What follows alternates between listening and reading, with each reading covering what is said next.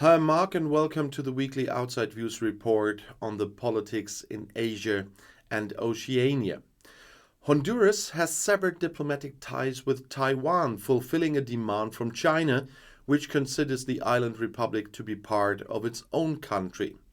The Central American country's government recognizes the government of the Communist People's Republic of China as the sole legitimate representative for all of China, as the Central American country's foreign ministry said on Saturday.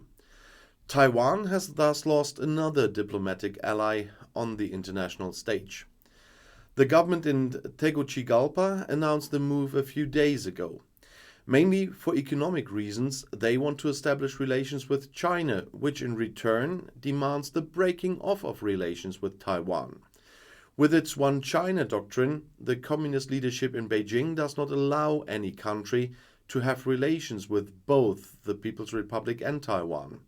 Germany here also only has an unofficial representation in Taipei. North Korea has fired at least 2 short-range ballistic missiles towards the open sea, according to the South Korean military. The missiles were shot down in southern Korea on Monday and flown in the direction of the Sea of Japan. That was said by the General Staff in the South Korean capital, Seoul. How far they flew remained unclear at first. North Korea is banned from testing ballistic missiles. Depending on the design, these can be equipped with a nuclear warhead. After an unprecedented series of missile tests last year, North Korea has again tested multiple missiles and cruise missiles this year. Iran has denounced US airstrikes in eastern Syria that have killed at least 19 as a terrorist attack. Tehran condemns the military and terrorist attack by the American army on civilian targets in the eastern Syrian region of Deir ez-Zor, as the Iranian Foreign Ministry said on Saturday evening. US President Joe Biden, however, assured that his country was not interested in a conflict with Iran. However, Tehran does not only condemn American attacks. Iranian Foreign Ministry spokesman Nasser Kanani described the presence of US troops in Syria as illegal and a violation of international law and Syria's national sovereignty. The Iranian military advisors, on the other hand, are in Syria on behalf of Damascus. At least 19 people were killed in airstrikes by the US military in eastern Syria on Friday night, according to the Syrian Observatory for Human Rights. The UK-based organization announced on Saturday that there are 16 pro-Iranian fighters, most of them Syrians, and 3 soldiers from the Syrian government forces. According to the NGO, the US attacks were carried out, among other things, on an arms depot in Deir ez-Zor. Following the US airstrikes, Iran-backed militias continued to launch rocket attacks, according to the observatory. The UK-based observatory gets its information from a network in Syria. The information provided by the organization can hardly be verified by an independent party, though. During a surprise visit to Ukraine, Japan's Prime Minister Fumio Kishida pledged further support for the war-torn country. At a joint press conference with President Volodymyr Zelensky in Kiev on Tuesday, Kishida invited the Ukrainian president to attend the next G7 summit in May in the Japanese city of Hiroshima online, as the Japanese news agency Kyodo reported on Wednesday. Japan currently holds the G7 presidency. The group also includes Germany, the United States, France, the UK, Italy, and Canada. Prior to his visit to Kiev, Kishida was the only leader or president of the group who had not visited Ukraine since Russia's attack last year. He also promised the Ukraine $30 million to purchase equipment, according to Kyodo. The money should therefore be made available through a NATO fund. China's head of state and party leader Xi Jinping has invited Russian President Vladimir Putin and Prime Minister Mikhail Mishustin to a return visit to Beijing. At a meeting with the Russian leader on Tuesday in Moscow, Xi Jinping said, "I invite you to visit China as soon as possible."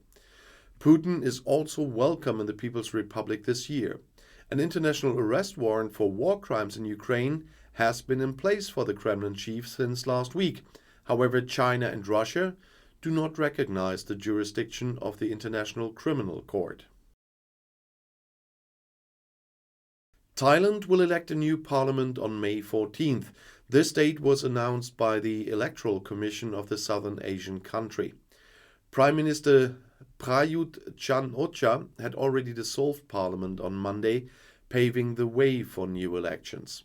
Last year, May 7 was initially mentioned as the likely date for the vote.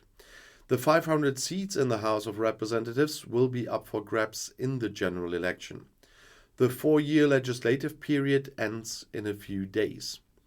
The last election in the Southeast Asian Kingdom was held in March 2019, the first after the military coup in May 2014. Prayut Chan-o-cha, who led the coup as a general, emerged victorious and was elected for a second term, confirmed as prime minister. However, the new constitution introduced under the military government gave him a clear advantage in the election. More than 52 million eligible voters are called to the polls. Prayut hopes for another term with his United Thai Nation party. In polls, however, Phetongtan Shinawatra is ahead with the opposition Pheu Thai party. The 36-year-old is the daughter of former Prime Minister Thaksin Shinawatra. Opportunities are also given to the chairman of the Move Forward party, Peter Limja Roenrat. According to an UN observer, 143 people have been executed in Iran since January.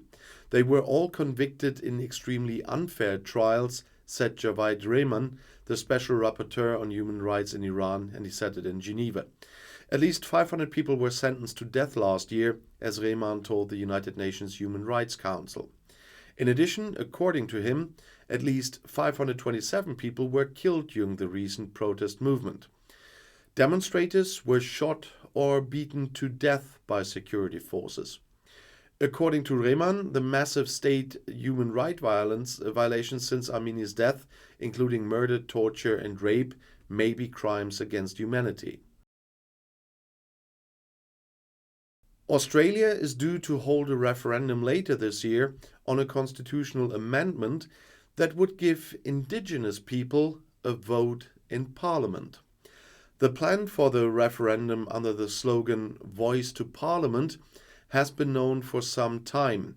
Now Prime Minister Anthony Albanese made details and the specific question public at an emotional press conference.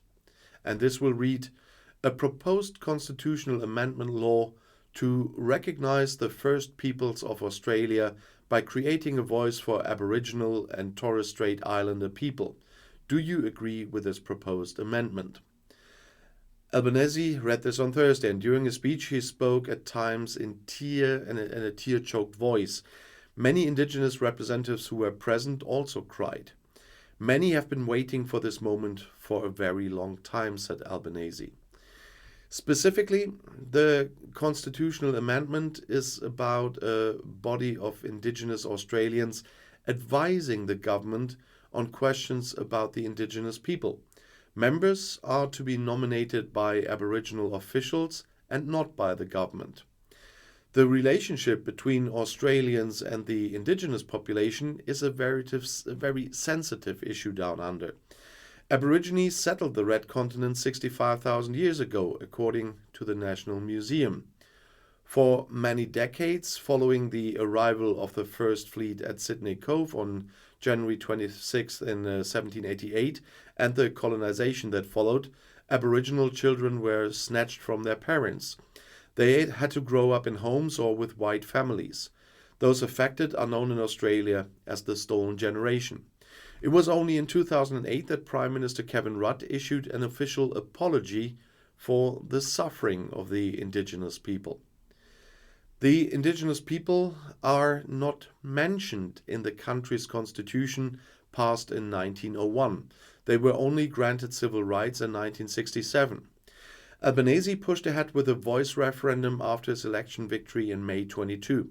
Most recently, it was said that the survey would be conducted sometime between October and December 23. There's apparently methamphetamine in beer cans, and the police in New Zealand is warning. Police have warned citizens about drugged canned beer after the death of a young man in New Zealand. A large quantity of Honey Bear house beer had previously been confiscated from an industrial site in Manukau near Auckland. And this concludes this week's report on the politics in Asia and Oceania. You'll find my next report on one of the topics right here in the end screen. I'll see you there. I'll be back.